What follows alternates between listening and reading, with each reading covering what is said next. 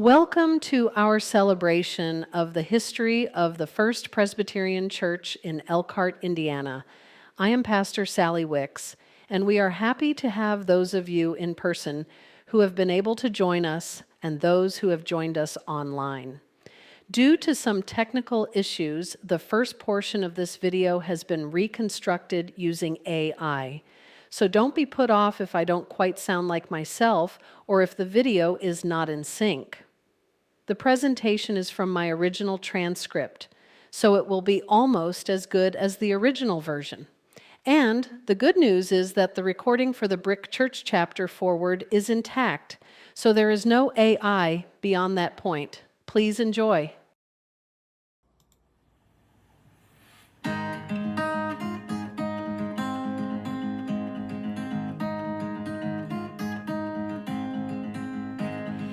There is a happy land far, far away, where saints in glory stand bright, bright as day.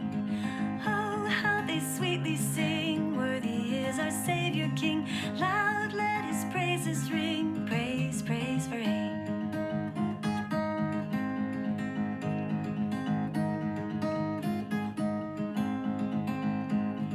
Come to that happy land, come, come away. Why will ye doubting stand? Why still delay? Oh, we shall happy be when from sin and sorrow free. Lord, we shall live with thee, blessed, blessed for aye.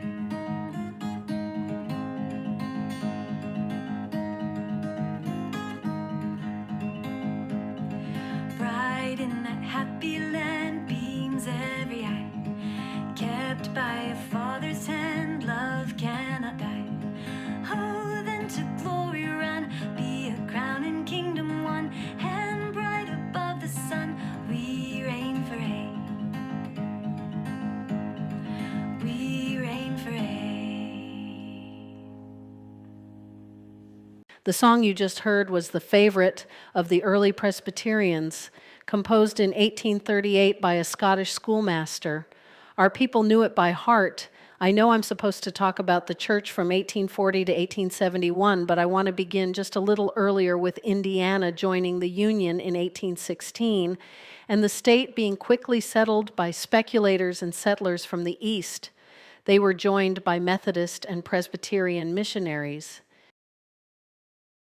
In 1830, Dr. Havilah Beardsley bought the land that will become Elkhart from the Potawatomi Indians, and in 1843, he and his wife deeded a piece of land to the Presbyterian Church for its first meeting hall, a church building. But the first mention of our church was actually in 1834, when the Presbyterian Church of Elkhart asked to be taken under care with the St. Joseph Presbytery. However, by 1839, the church was in bad shape, and they sent the Reverend Warrener to sort us out. That appears to be when Mrs. Samuel Beebe got involved. She had already organized the first Sabbath school which met in her modest home. They, of course, had no curriculum and no songbooks, but they loved to sing songs like "There is a Happy Land, Far, Far Away," which we just heard. Although Mrs. Beebe's husband had no interest in religion, Mrs. Beebe had strong Presbyterian proclivities and was a force to be reckoned with. She was the one who organized itinerant preachers for the next 10 years and made sure that the church was formally organized on May 1st, 1840. The new church had only 2 elders, George Crawford and James Irwin, and about 11 members. There were no church buildings in 1840 in Elkhart, Indiana, but the Methodist Church had purchased a building intended for a tavern. The Methodists made that building available for worship for the Presbyterians, as well as for their own congregation. It was known as Tammany Hall. There was no paint on the inside or the outside of the building, and it was lit by candles stuck on nails driven in the wall for illumination at night. The building had plain board seats that were set in 2 sections facing each other, with the men on one side and the women on the other side. The middle section was held open for those seeking salvation from their sins, so they could kneel and pray. In fact, the writer of the first history of our church, Mr. Deaver, remembers at the age of 14 praying with his mother for salvation in that middle space between the seats. Very soon after the church began worshiping at Tammany Hall, there was an interest in having a choir, so a platform was constructed on one end of the room on which the choir would sit and sing. Mr. Dever describes the singing process. The leader would announce the hymn and strike a tuning fork to find the right key. Then he would instruct the choir to sound, at which point they would sing Do Mi Sol. The next command was sing, at which point the choir would lead the congregation in the hymn. By 1844, the Presbyterians decided they wanted to have their own church building, which they would build with their own hands. The men went to the woods and felled tulip poplar trees, and after seasoning the logs, took them to the sawmill to cut into boards. Next, John and David Ellis took a yoke of oxen and a sled down to the river and gathered boulders and brought them to the site at 2nd and High Streets. The boulders were a little haphazard, so they fitted pieces of board between them, and the older people remembered that sometimes the worship services were disturbed by vagrant pigs who were hiding beneath the floor and scratching their backs against the joists. The building was completed in 1845 and used by all the denominations in town. In July of 1844, the Presbyterians and the Congregational Church briefly became a union church. They called their first minister, Reverend Kedzie, who was very musical. He ran a singing school and developed a choir that would have an impact on the church long past his short tenure as a pastor. Then between 1844 and 1871, there was a long period of temporary pastors. Just before the end of the Civil War, the congregation voted to become just Presbyterian again.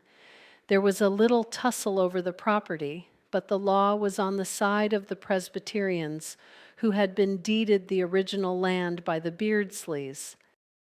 In May of 1870, Reverend W.J. Essick became the called and installed pastor of the Presbyterian Church. Due to ill health, he was forced to resign 18 months later, but in the course of that year, an important decision was made. It was time to build a larger church. In 26 years, they had outgrown the wooden church. Sue Lefevre opens the next chapter in our history. An architect named John Barton designed the new church in 2 sections that would form a cross when completed. The brick church was built on the property, the corner of 2nd and High Street, as we well know now. The first section was completed in the summer of 1871. Here we go. It's kind of cute. But the second section was never built. By 1899, that membership of 100 had grown to 425. The bell in the brick church served as the town's official fire alarm. Apparently, there were 2 distinct sounds produced by the tolling of the bell. Judge J.H. State related the following experience concerning the bell.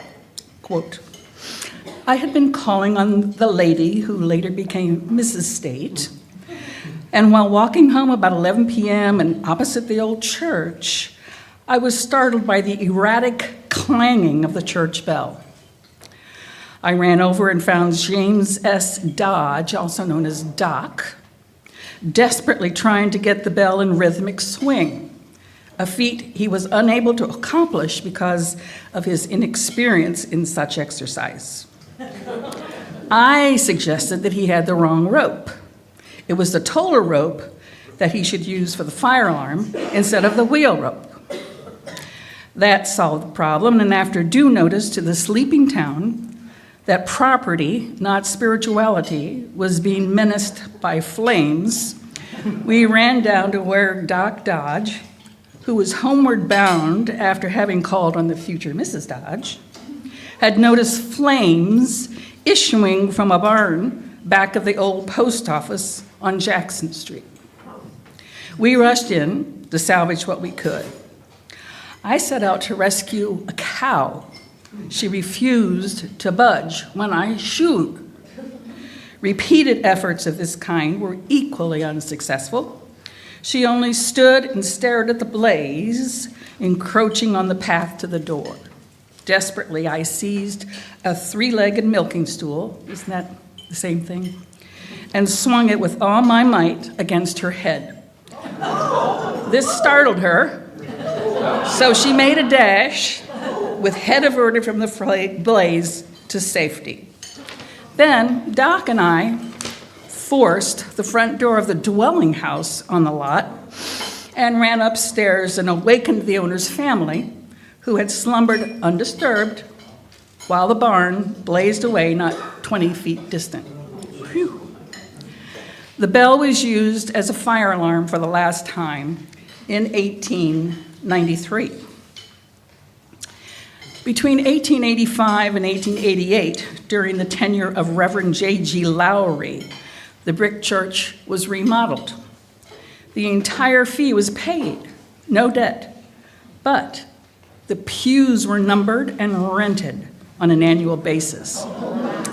Of course, there were some free pews way in the back, but rent ranged from $12 to $50 a year, depending on their location. Between February of 1872 and June of 1873, Reverend S.M. Chrisman was pastor. During this time, session passed a resolution, and I'm quoting directly, condemning the practice of frequenting public dancing parties and theaters, declaring such behavior as unworthy of a Christian character.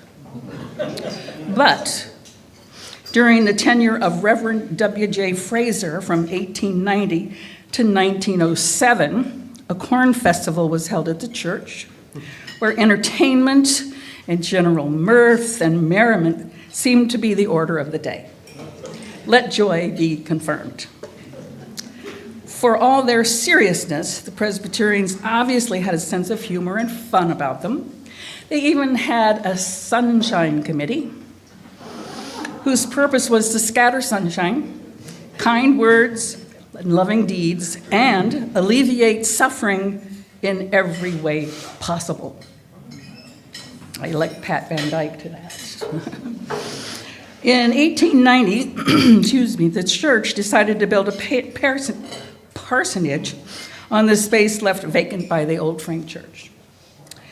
During the period of 1870 to 1900, women's societies in the United States expanded their influence by moving beyond traditional domestic concerns and engaging in social and political reform.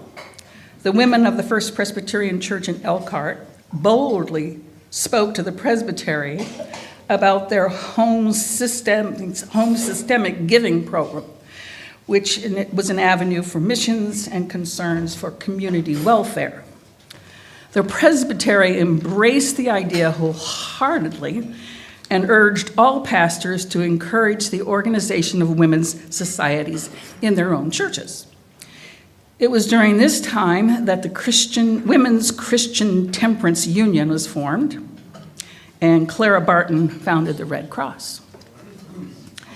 From 1871 to 1909, the period of the brick church, I'm sorry, this is the only picture we have. The U.S. had 9 presidents. Only 2, Grover Cleveland and Benjamin Harrison, were Presbyterians. Some impactful local national events during this time period include Alexander Graham Bell developed the first telephone. Jesse James, the American outlaw and bank stagecoach and train robber, terrorized the Midwest. He is also known to be an ancestor of my own. And I'm your treasurer? Okay. C.G. Kahn owned the factory building on the corner of Elkhart Avenue and East Jackson, which was destroyed by fire in 1883. Possibly our church's bell's toller rope was used properly on that occasion. The dedication in 1886 of the Statue of Liberty. The The first roll film hand camera, the Kodak, was launched publicly in the summer of 1888 by George Eastman of Rochester, New York. And in 1882, Whitcomb L. Judson, an American inventor from Chicago, patented the original design from which the modern zipper evolved. The Spanish-American War secured the position of the U.S. as a global power. It began in 1898 with the sinking of the USS Maine in Havana Harbor in Cuba. Remember the Maine, to hell with Spain, was their rally cry. You may have learned that in your history classes. On Wednesday, April 18th, 1906, the coast of Northern California was struck by a major earthquake. Devastating fires broke out in San Francisco and it lasted for days. More than 3,000 people died, and over 80% of the city was destroyed. The following are some insights into the church attitudes and customs of the time. Attend every service. Bring a non-church goer with you to every service. Display proper decorum upon entry into the sanctuary. Be in your pew 5 minutes before the service starts. Speak to every person in your pew. Be prompt and faithful to every duty.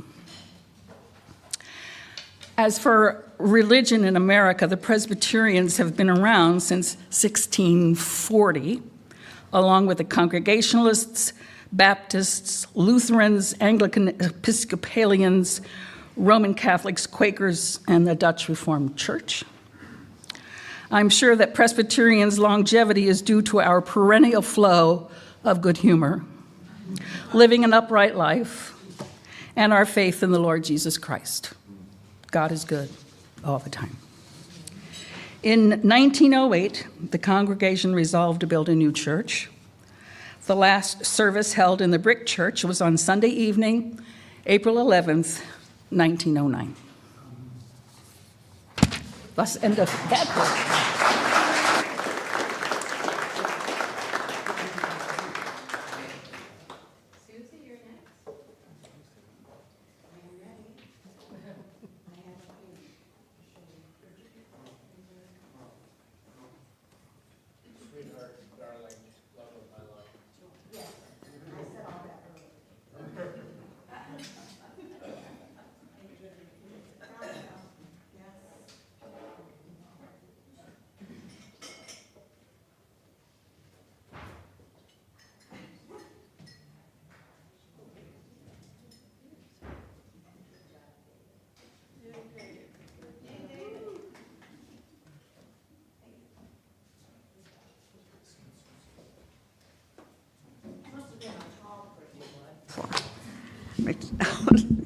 Okay.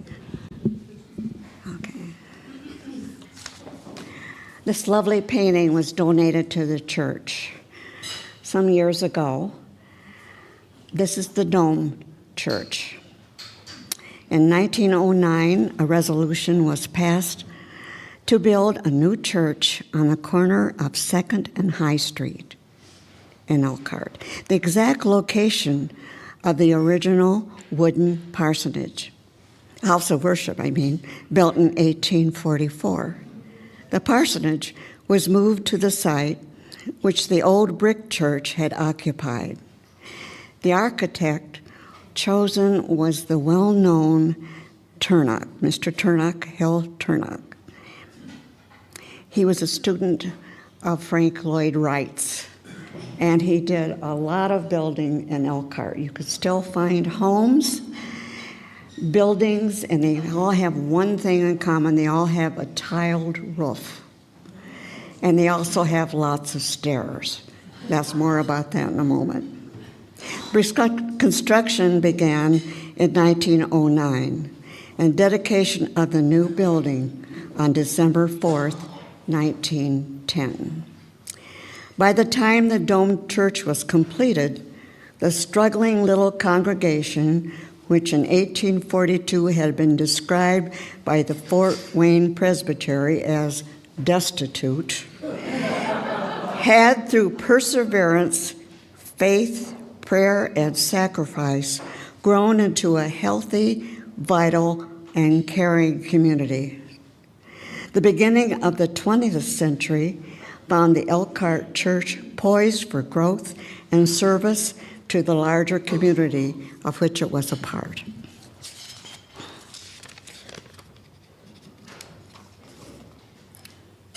The new church was quite unusual and quite complicated. It had a circular interior. You'd enter the front door to a large rectangular narthex that ran across the front of the building.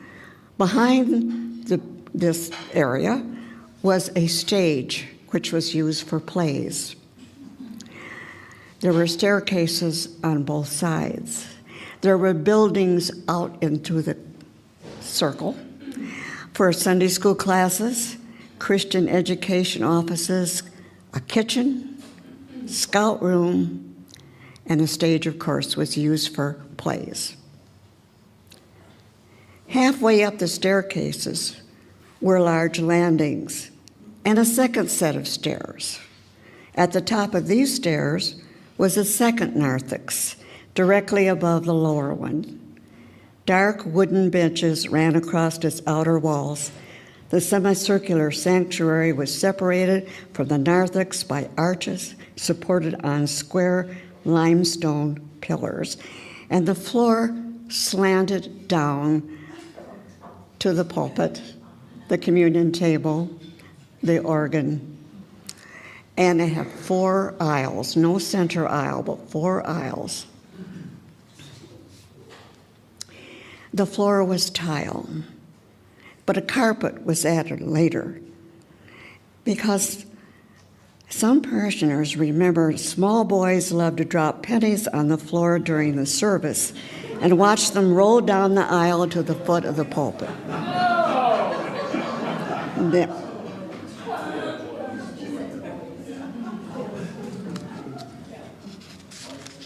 You'll hear more about these boys later. But dominating the entire sanctuary was a huge glass dome. It was very unusual, especially for its time, and was filled with depictions of angels, cherubs, saints, birds, leaves. It was beautiful.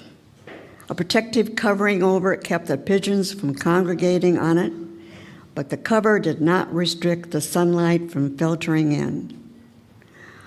All those who spoke of their memories of this church commented on the lovely light and colors that streamed through the dome and described the phenomenon as spiritual, heavenly, and inspirational. And it was. This was a very formal, could be cold church until you got in that sanctuary with that wonderful light down. I was in the church one time for one service. There's a long story behind that, and I won't bore you with it. And I remember that light. It was really lovely.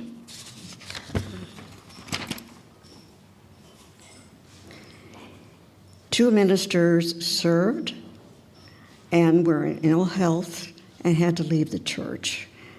And in the fall of 1917, the Reverend Campbell McKay began his ministry at the First Presbyterian Church with a sermon entitled, "Let Brotherly Love Continue."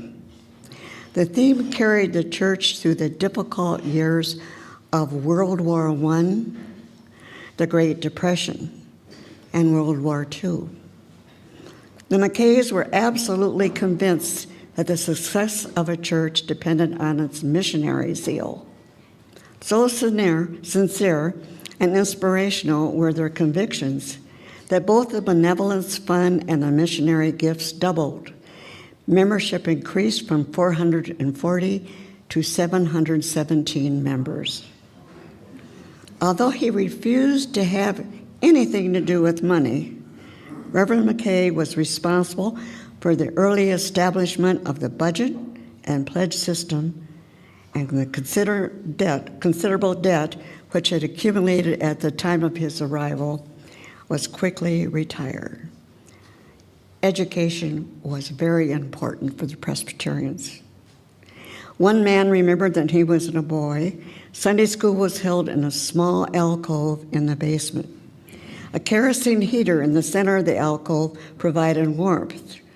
When the boys became restless, one would toss a rubber band into the flames when the teacher was not looking, and then more rubber bands.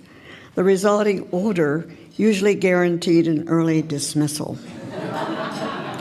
Another man told of students, of classes meeting under the staircase in the coal bin, as there were so many students that there was not enough classroom space. There were meetings that met in the evenings during the week, and younger children in the 4th and 5th grade were invited, served hot cocoa and sandwiches, and following the refreshments, they were told mission stories.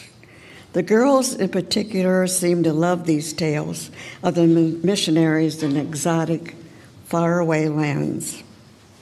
One lady said that at some point, almost every girl dreamed of becoming a missionary. The adults also participated in educational programs. One of the most successful of these was the men's Sunday morning class. It was taught by Judge Heil, considered a quite skillful speaker. For several years, the average weekly attendance was more than 400 men. Somehow a contest ensued between the Elkhart Church and the Presbyterian Church in Evansville. They competed as to see how many men they could get there. And Elkhart's became so large they had to find another site for the meeting. And they won the bet. It was during the early years in the new church that women's organizations began to take on added importance, carrying out much of the community volunteer work.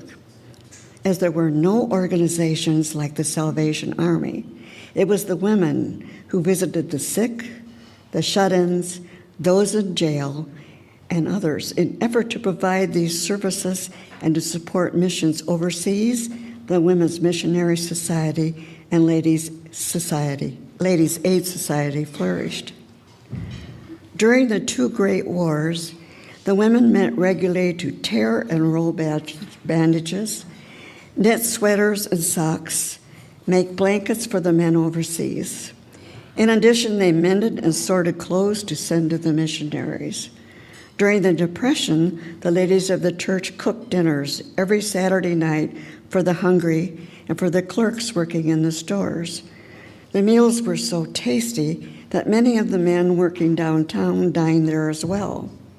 The women also made comforters for those who were less fortunate and lacked blankets, and they met to prepare and deliver food baskets to the needy. Women's organizations were active in raising money for church projects, which more often than not involved cooking. They did nothing but cook, it seemed like. By 1936, the needs of the expanding Sunday school and social programs of the church led to remodeling of the ground floor. Many members remember the Dome Church as the center of their social lives. There were parties, talent shows, plays, a new men's class formed, Boy Scout pack, a couples club for married couples. Music occupied a place of importance in the Elkhart Church from the very beginning. In early times, the church vacillated between organized choirs and quartets to provide much of the formal church music. In the mid-40s, a director of music was hired to expand the music program on all levels. Now, with a larger and enthusiastic choir, the choir loft became inadequate. The old manse's lower floors were converted into choir robe and practice rooms, which created a space conflict with the growing Sunday school classes. A study was initiated to see if it was possible to rearrange the sanctuary in order to provide more visibility for both the minister and the choir. There was also an expressed wish for a center aisle for weddings and funerals. Another problem was the near impossibility of carrying a heavy casket up the winding staircase for funerals, as older or disabled members had a difficult time climbing the stairs. It became necessary to schedule communion services and other programs in the lower level. The need for more accessible sanctuary was becoming increasingly apparent, and candles became a fire hazard. At a Christmas cantata, a young singer's hair caught fire. When she leaned into the candle being held by the vocalist next to her, and this incident caused an uproar and attracted the attention of the fire inspector, who questioned the use of candles in all the wooden structure. Session took action to ban candles, but later retracted it. I don't know, if somebody's hair was on fire, you'd think about this a little bit more. And they left the decision to the Women's Association, who bought electric candles.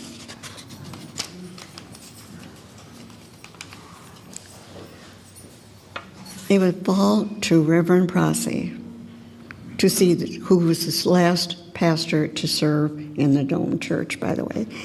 It would fall to Reverend Prosy to see this church through some very exhilarating and some very difficult times. Under his leadership, issues of civil rights were addressed, employment opportunities, adequate housing, and fair housing laws in the Elkhart community were addressed. Also notable at this time was the approval in 1952 by the session of an advertisement to be placed in the local papers stating that people of all races were welcome to attend service at the First Presbyterian Church in Elkhart. That such an announcement was necessary seems almost absurd today, but at the time it signaled the first step in what was to be a vigorous defense of civil rights by much of the congregation. And one of the first changes was the election of a woman to the session. No female had ever been ordained in Elkhart, although they were very active in the life of the church.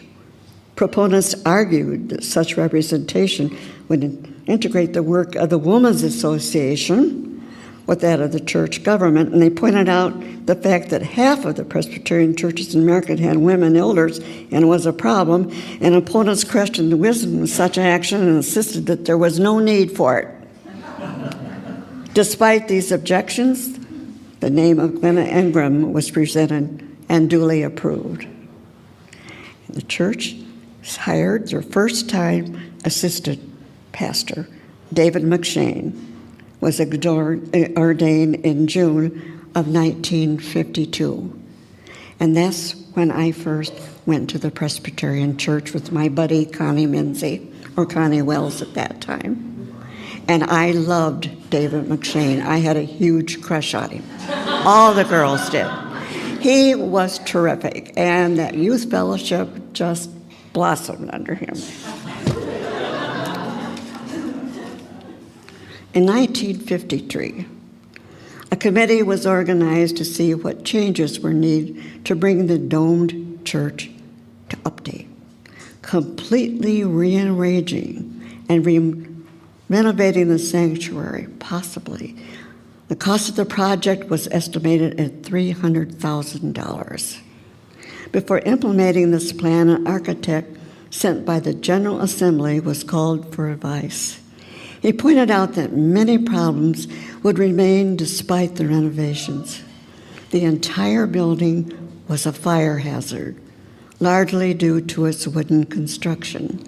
The second-floor sanctuary was particularly hazardous because of its limited access, which created problems for the elderly, the handicapped, who had trouble negotiating all those stairs.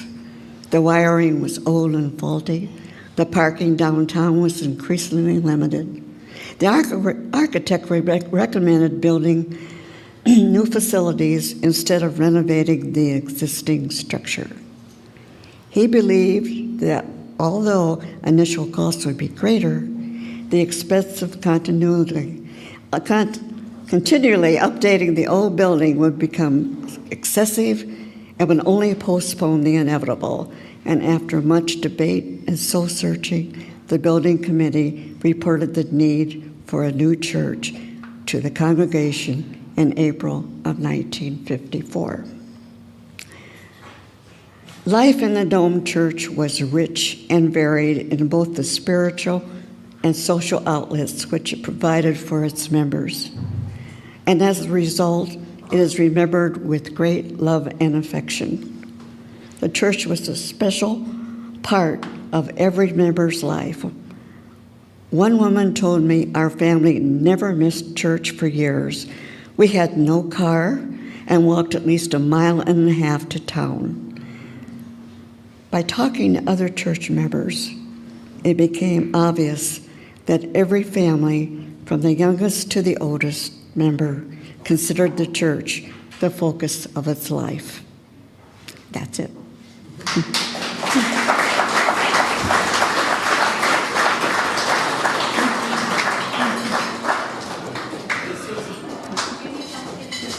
Yes, I do. Hang on. Whoops.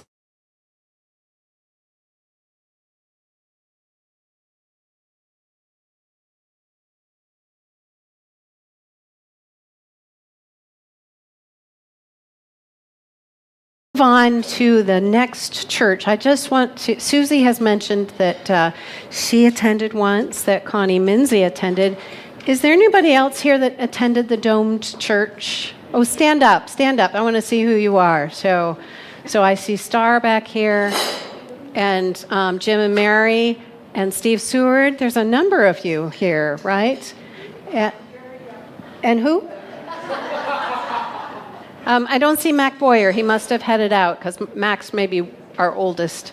And Susan, I didn't know you attended as well. So I just want to.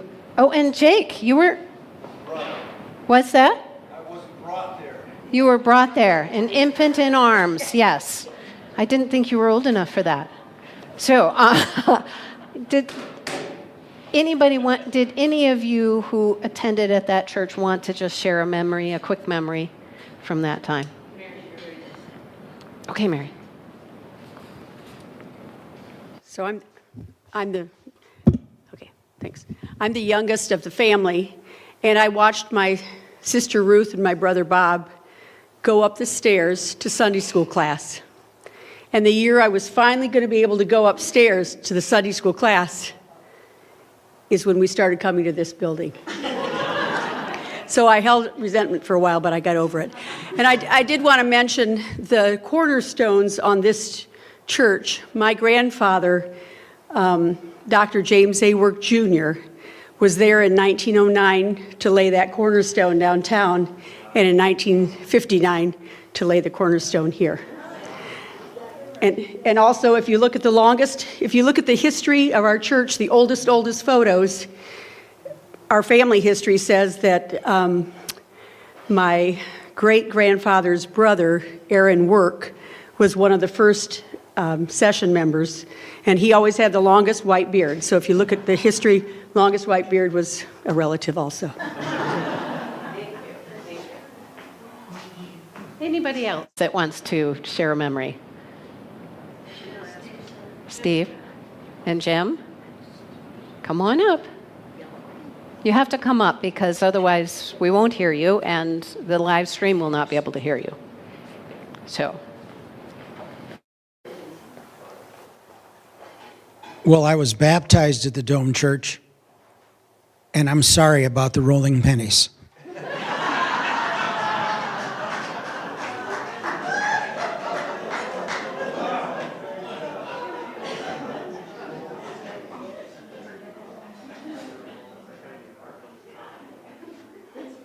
I too was baptized at the church, And the things that I remember, the narrow halls, Sunday school room that was, the hall went down like that. The Sunday school room was here, and it was kind of pie-shaped. I remember the sanctuary very, very vividly. Our family sat on the south side, in the south, or pardon me, the north side, the north section nearest the wall. And that's coming up, just a minute. No, and we're about, I don't know, right next to the aisle. And there were 4 aisles, and one thing that really interested me, and it has to do with, there were 2 people in that entire congregation who looked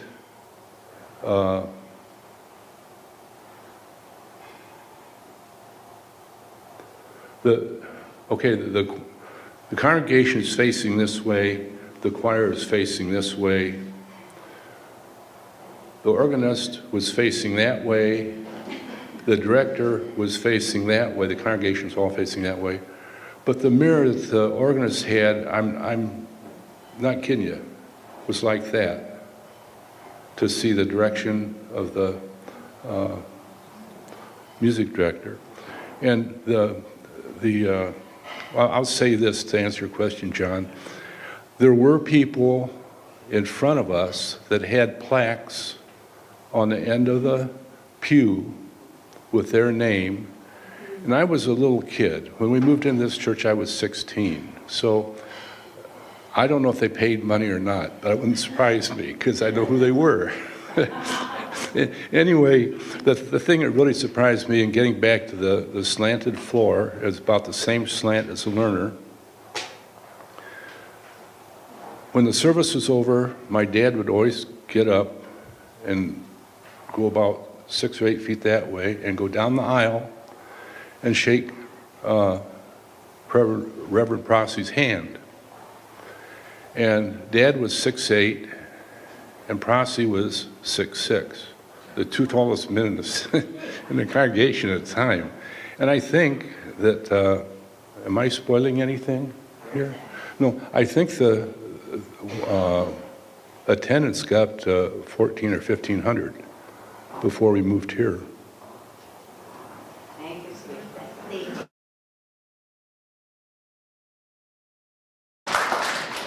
So I will just mention that I remember when we were working on some of this history stuff, and I was talking with Kathy Wall, who was grew up in that church. She mentioned the dome, and she said that she used to sit in the sanctuary and look at all of the birds and the angels, and she said she was quite sure that the angels' wings would flap and that she would see them flying. So with that, I'm going to invite Debbie Burton to start us in on the present-day church up until through 1990. That's when the book ends, and then Mary Rasp is going to do some up-to-date stuff.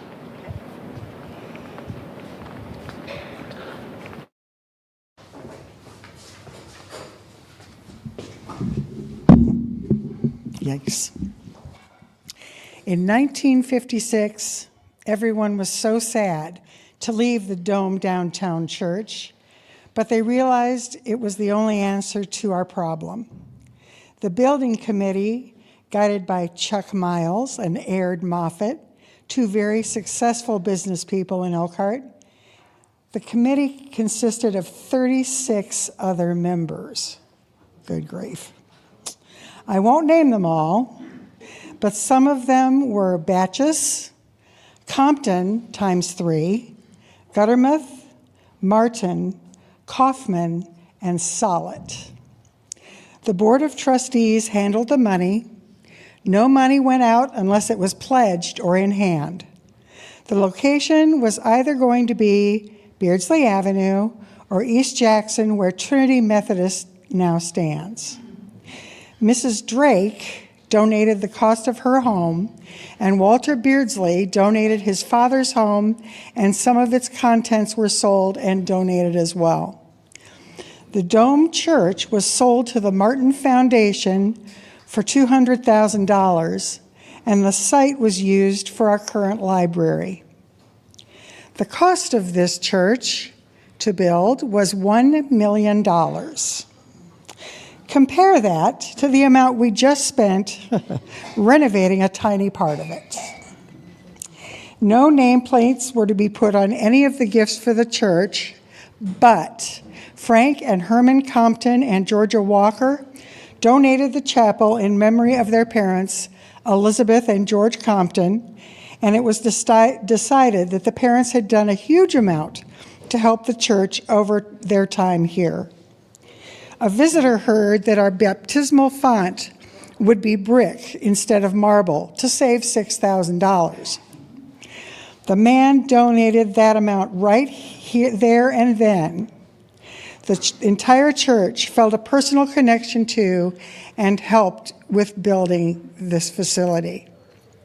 Groundbreaking ceremony was held on July 13th, 1958. The Reverends Prosy and Martell and Shear, along with Mrs. Grollemond and Mr. Jessen and the mayor of Elkhart, were in attendance. In 1960, at the dedication, the architect said, "The task is like that of the church itself, the interpretation of an ancient gospel to a contemporary world. It works through chaste simplicity, deep reverence to the Lord for now and for time to come." The organ in our sanctuary was donated by Ed Compton and Aird Moffett. The Shantz Organ of Ohio was nationally known for its custom pipe organs. Ours has over 1,950 pipes, 3 keyboards for hands and 1 for the feet. Every area of our church has meaningful symbols and phrases and art. I urge you to look around and perhaps have a copy of the history with you. The stained glass window has its own brochure you can read. The 31-foot by 38-foot 9 lancet stained glass window is a complex set of stories.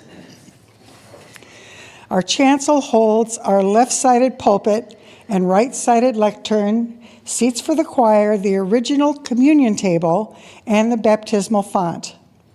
The chapel has its own set of stained glass depictions and are all done by the Willett Stained Glass Studio of Philadelphia. In 1959, the cornerstone was laid. Dr. Work and Fred Gampfer were the only parishioners to participate, as they represented those who were in the Dome Church ceremony in 1909. President Dwight D. Eisenhower sent us a telegram congratulating us on our new church to be a strong center of Christian service. 175 members and guests toured the building. At that moment, the church had no pews. Reverend Prosy dedicated this house to the glory of the Lord and the service of Jesus Christ. And into the 1960s, Reverend Prosy held deep convictions about civil rights and declared that our church is for all, not just its members. He headed up the First Urban League of Elkhart. With the march in Selma, Alabama happening, he arranged with the Mennonite Seminary and the leaders of the black community to march from the Canaan Baptist Church on the south side of town to our church, celebrating with a rousing service of celebration. In 1969, Reverend Prosy left us for a pastorate in Winnetka, Illinois, and Reverend Vamos served. He also served with social action. In 1971, Dr. Burnton Kintner and Reverend R.J. Ross founded the Samaritan Center, first inside the church and then in a house on the property. Its purpose today is to bring church and medicine together for helping people in times of stress. It has grown to a global presence headed by the Samaritan Institute in Denver, Colorado. The Elkhart Samaritan Center is now downtown. The Presbyterian Women was established with the goal of nurture our faith through prayer and Bible study, support global mission, work for justice and peace, and build an inclusive, caring community of women that strengthens our national church and witnesses to the promise of God's kingdom. These women visited the lonely and ill in Elkhart, raised money by a cookie walk and a lunch and learn program, as well as the birthday offering, the thank offering, and the summer medical offering. In 1990, they raised $3,900 sent globally.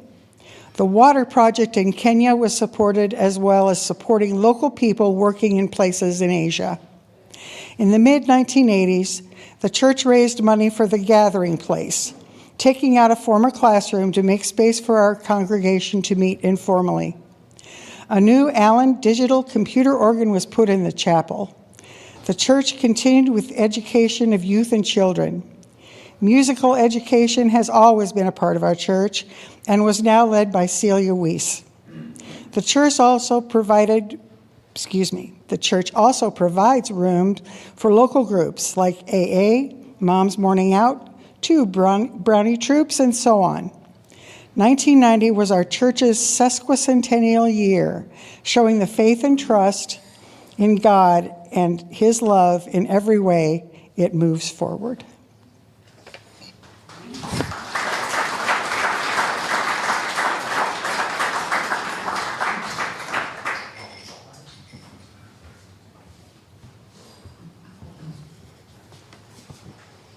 I hope you're all enjoying this as much as I am. It's great. Well, I didn't mean to do that. Excuse me, let me. Okay, I'm just going to do this. Sorry. Thank you, Kirk. Good afternoon. I'm Mary Rasp, and I've already introduced myself as a member of this congregation my entire life. How many of you were here in the church, attended one way or another, from 1990? In 1990, you were here? Okay. So our children were fifth generation First Presbyterian Church. This has always held a special place in our hearts. And I kind of grew up with many of you, meaning grown up in my adulthood. So I wish that I could include all the names significant to this time period. Many of you sitting here, your names should be in this, but I only have 10 minutes, so I'm going to try to cut it short.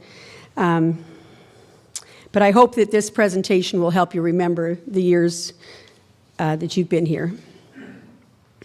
Some of the main events going on in our country and the world from 1990 to 2019 include the Hubble telescope launch, the Persian Gulf War, North American Free Trade Agreement, which was NAFTA's passage, the Oklahoma City bombing, the start of the internet age.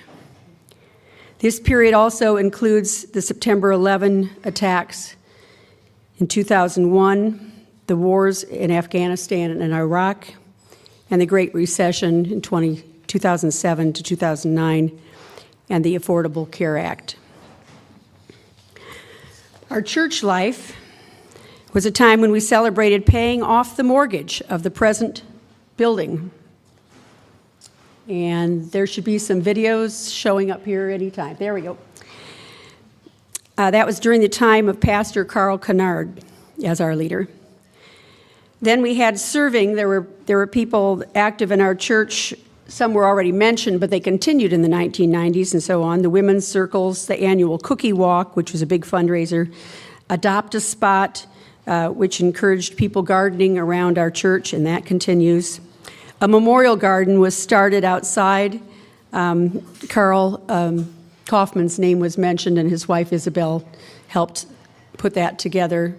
So Carl is actually the first name listed in our interred in our memorial garden. Andy McCaskey led us into the technological age. with his expertise recording and compiling several videos, some of which you've seen. And if you wanted to see a whole bunch more, you can see a whole bunch more. Yes, Chris Seddon is the far right. And this is out of order, but I got to mention Mary and John Seddon worked with our youth for decades. And so the kids watched Chris and then Kelsey grow up in the church. That was a cool thing for high school kids, too. The Reverend Jack Newell came to our church in 1987, and I mention him even though he was a little before my time, because Jack started our prayer chain, which continues to this day. The Reverend Carl Kennard was our lead pastor until 1990.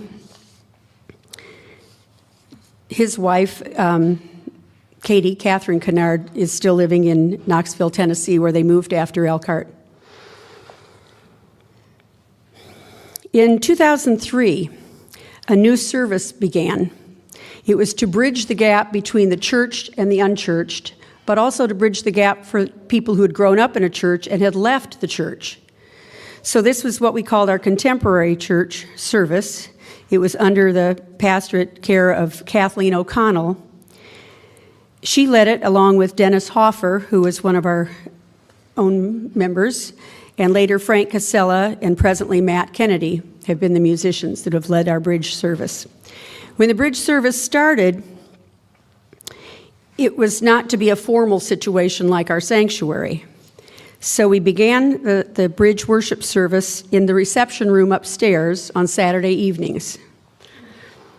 After the Saturday evenings, we moved it to Sunday morning, eventually having 2 bridge services every Sunday morning, in addition to the chapel and the sanctuary. So that was 4 services every Sunday morning. Todd Miller and Kip Lytle helped to put the first stage area here, and then later Dick Griffin designed and helped install what was here before this recent renovation. Some of the local missions that were involved with our church, we were involved with, was the crop walk, which our church gave more to the crop walk than any other group for several years. And we had was it called the Golden Sneaker or the Silver Sneaker Award that Andy McCaskey and others would pass around to the person who'd raised the most money within our church for the crop walk. But our Chuck Vetter, for years, was the oldest walker in that crop walk. That went on for decades. We also, we were helping church community services, Habitat for Humanity, mentoring students at Beardsley Elementary School. Susanna's Kitchen was set up, and we still do that.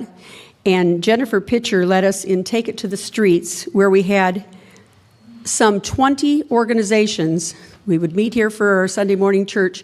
Then she would have the places we were supposed to go to help paint or clean up or file papers, all different kinds of things for all around our community. We also had an alternate gift fair at Christmas, including Malawi Matters. And we would help the Soup of Success at those alternate gift fairs as well. On Wednesday evenings, we had a program called Logos. We would sit in family groupings, a head for each table, and bring in kids from the neighborhood to learn to sit down and have a family meal together. And then there was worship and Bible study after that. We had the Stevens Ministry here. We also housed the Council on Aging on Wednesdays in this room. That was part of one of the things we did to fix up our kitchen so that they could serve here. We had faithful volunteers. Some of you might know this, but not everybody, that we have volunteers that clean out the pews every Sunday if you leave bulletins out there. But we also had people who would collate and put together the Church Mouse, which was our newsletter that was mailed by the United States Postal System before we were doing the internet like we are now. Connie Minzy and others would help clip out photos and articles from the newspaper. They were posted in the bulletin board across from the gathering place. So if you think about how technology has changed, that's why I'm mentioning some of these things.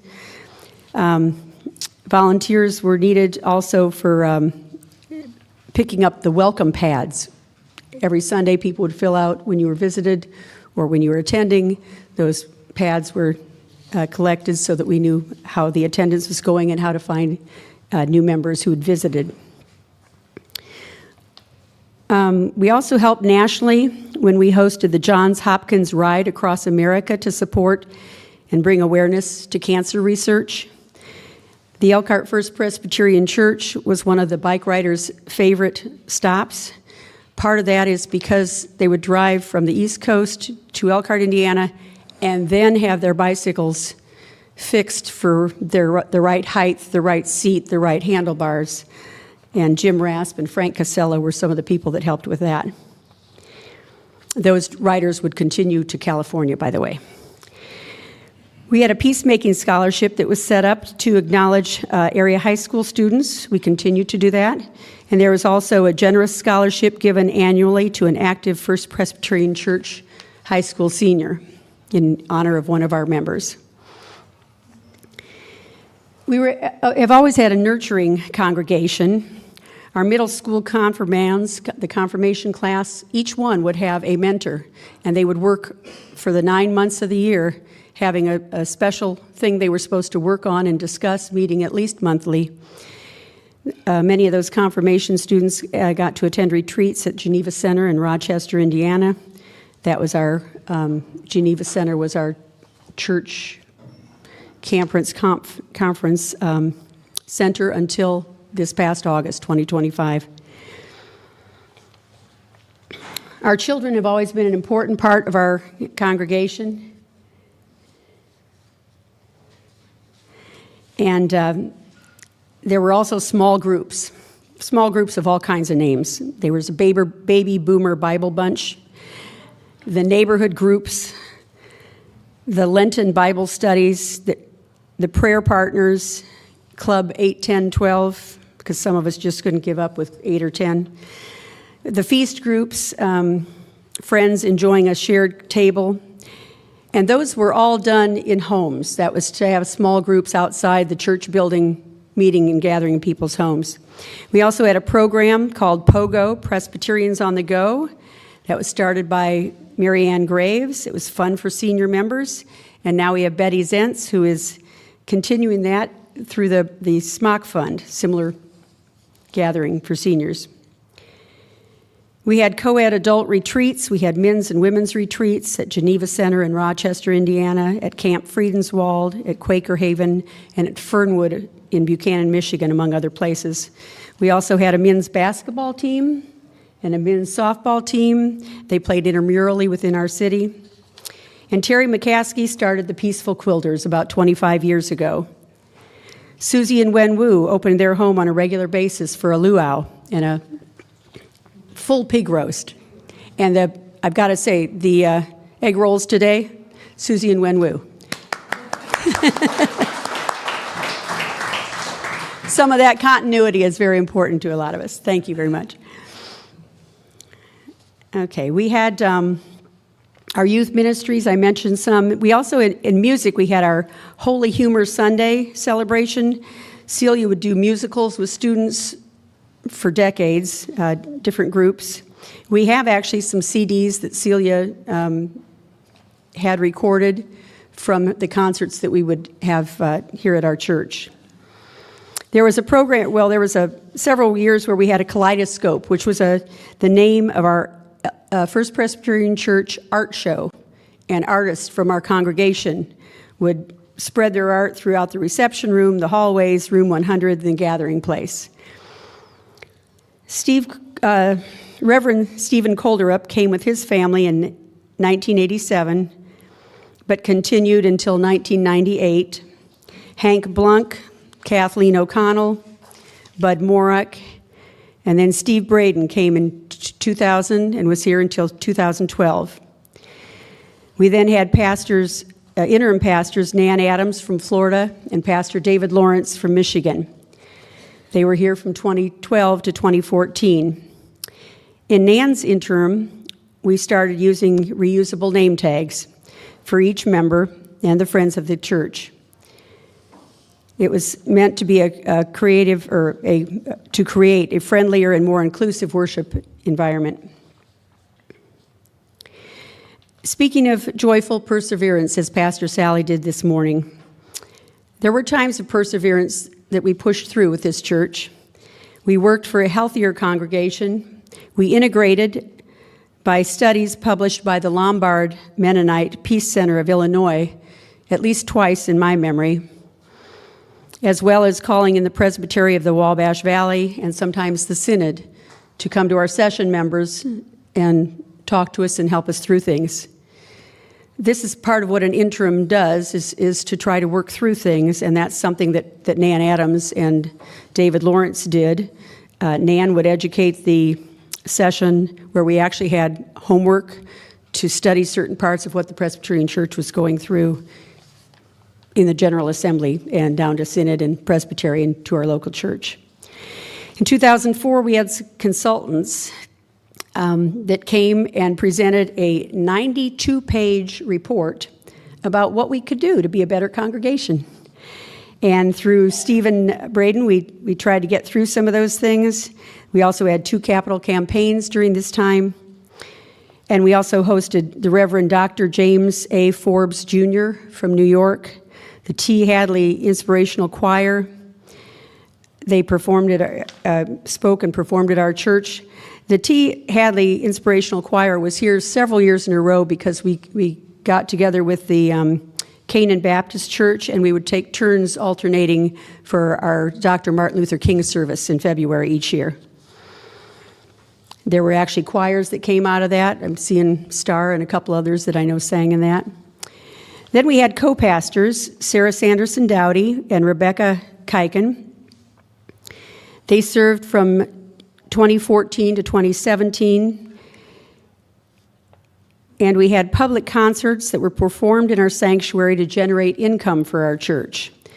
We opened our sanctuary to the community for performances by Carrie Newcomer, who is nationally known, along with John McCutcheons and Friends of the Groom drama workshop.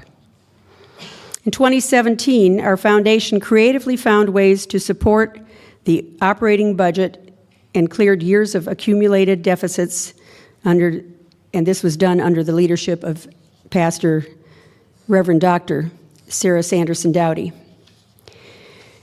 We then had some brochures, again through Nan's period and our Sarah and Rebecca, for the visitors and our own congregation to learn more about the symbols around our sanctuary and chapel.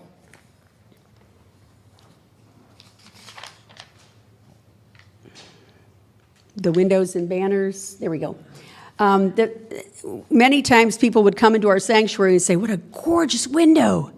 What is it all about? So if you've seen these brochures around the church, you open them up and it shows you every part of the sanctuary window and all the stories. And I start to the left and I go through with Abraham and Isaiah and all the, anyway, that's how I worship. If you're a visual worshiper, those mean more than just stained glass. And then I'm going to wrap it up with in 2017, Austin Wicks arrived at our church as an intern. Austin Wicks was ordained January 6th of 2019, which was his grandfather's birthday. His grandfather played at the Sturgis Methodist Church, played the organ there. And then Austin was installed in Muncie, Indiana. Excuse me, Munster, that's what it says here. Munster, thank you. I remember a personal conversation with Austin. We had a special connection, and he predicted as he left, you're going to get a calling, you're going to love this person, you're going to have it all wrapped up by December. I did not know until our pastor, Reverend Dr. Sally Wicks was called. I walked in down here and I'm like, oh my gosh, I worked with you on Presbyterian. I forgot about that. And I hadn't put the name Wicks together. So it was wonderful to have Austin here as a precursor to his mother and his father, Sally and Mike. And in 2022, Austin and his wife, Felicia, took up residency in Scotland, where he has been a pastor in the Church of Scotland, which is related to our Presbyterian Church in the United States. He's been there for 3 years. I have another page that I will not share right now, but this is the history of our church and the Presbyterian church, the Scottish churches. And we've sent people from our congregation, and we've had people come here as an exchange as well. So that story is yet to be told. Thank you for your time.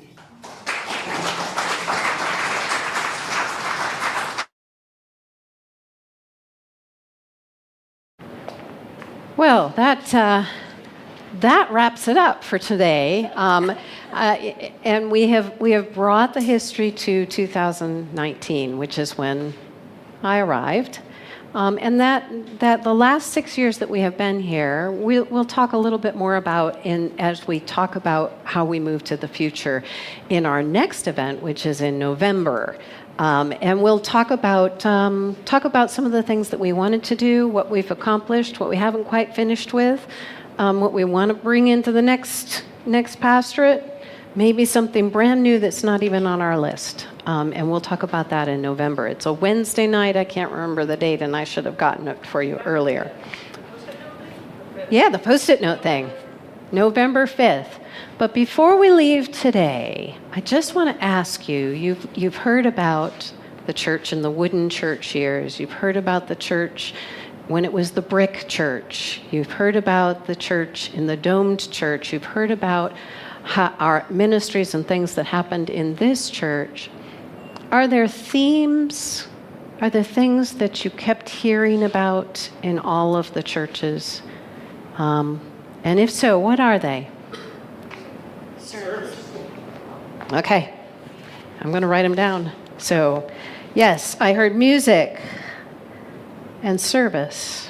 What else? Education. Mm-hmm. Yeah, I was kind of surprised to hear that word coming up again and again. Inclusion. Faithful servants. Okay. Take a lot of trips, the choir, stuff like that. Church travel. Okay. Mm-hmm. Social concern. Social concerns. Mm-hmm.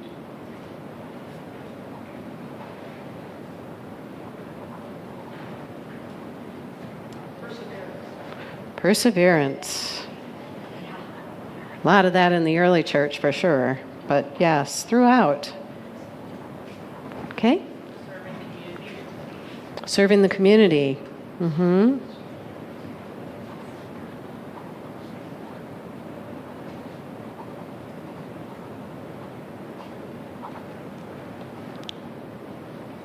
Female leadership, starting with Mrs. B. You know, that just, again, that surprised me as well. I kept hearing about the women's groups, and yeah. Married to an infidel. That was Mrs. Beebe, yes. Yes, yes. Close to home. Anything else? Yes. All the years that I've been here, this last year and today, not today, we didn't have it, but we've gotten so much advertising.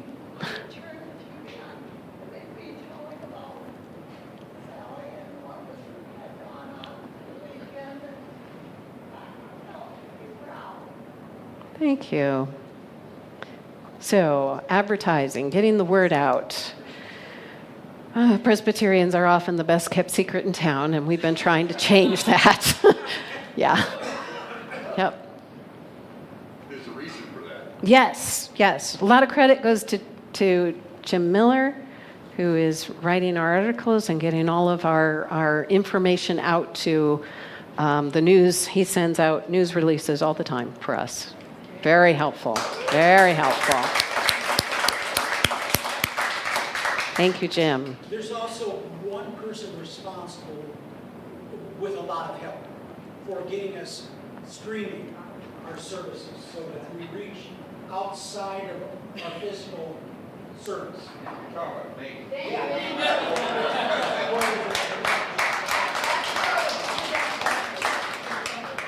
Yeah, so it was the best thing that came out of pandemic. It forced us to live stream. It was if anything good came out of pandemic, that was it, and that was you, Andy, hands down.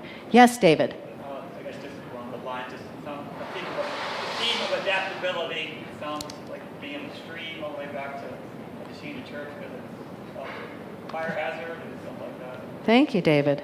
Yeah, the adaptability. Good. Yep. Yes, Don, you had something. Small groups Yeah? and mission. Small groups. And mission. And youth. I will say that the mission piece changed over time. And very early on, it was all about evangelism. And evangelism in other countries. That's what the mission work was through the 80s and then in the 1800s and the first half of the 1900s, really. So, and then it shifted more towards help in a variety of ways. Yeah. Yes. I also think going back to the first church in every church, I heard a piece that was central, and that was the church to the congregation was a social element of their life. Yeah. And I think that that's core for everyone. Yeah. It is a good point. Yes.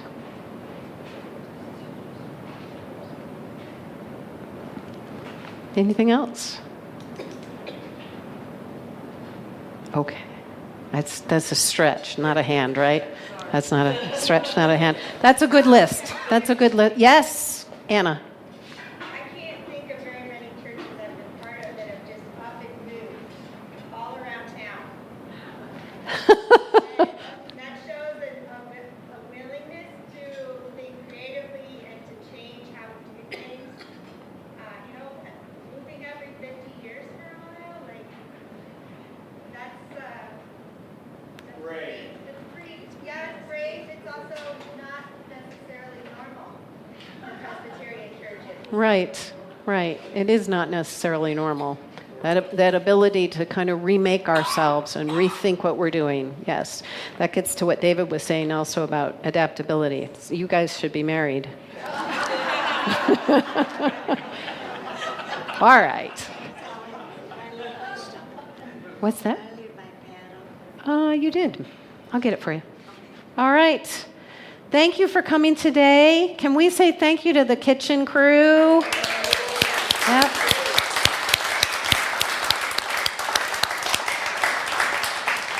What a great event and so much fun to be here together. November 5th, that's the Wednesday. That's our next event. It's a Wednesday. We'll have dinner, and then instead of Bible study, we'll have our event. We're calling it a sticky note event, but it's looking to the future. Let's pray. Gracious God, we give you thanks for this church and for all of the ways that you touch our lives through these people around us and the ministries in this place. Thank you for your love and for bringing us into this family.